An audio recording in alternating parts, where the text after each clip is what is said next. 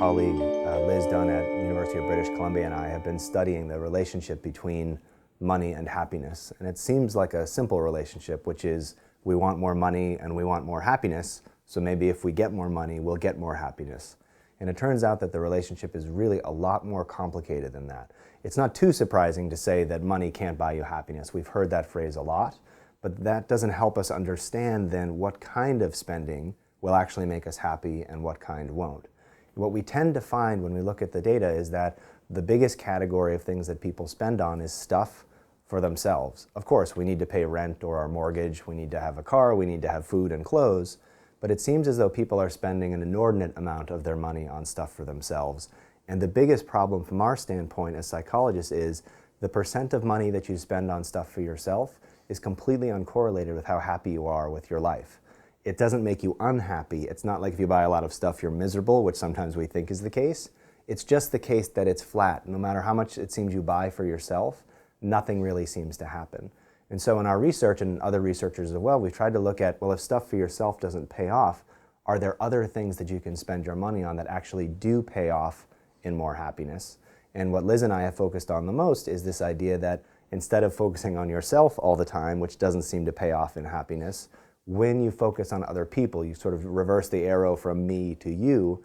It seems that on average when people give to others, which can be giving to charity, it can be treating a friend to lunch, it can be buying people gifts, that those actions of giving rather than keeping seem to be associated with more happiness.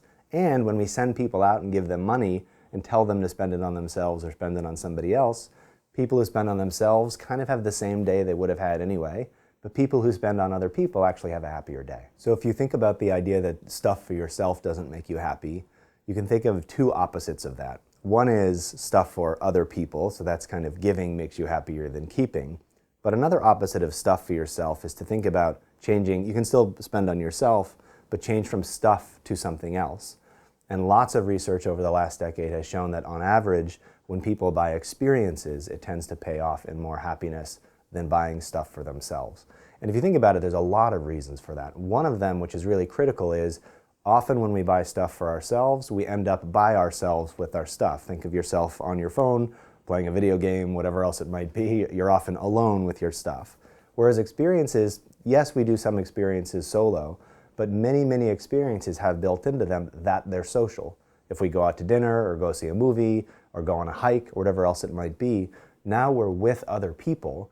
And even though people sometimes annoy us a lot, it turns out that talking to other people makes us happy. Even casual interactions with other people make us happier than sitting by ourselves in a room.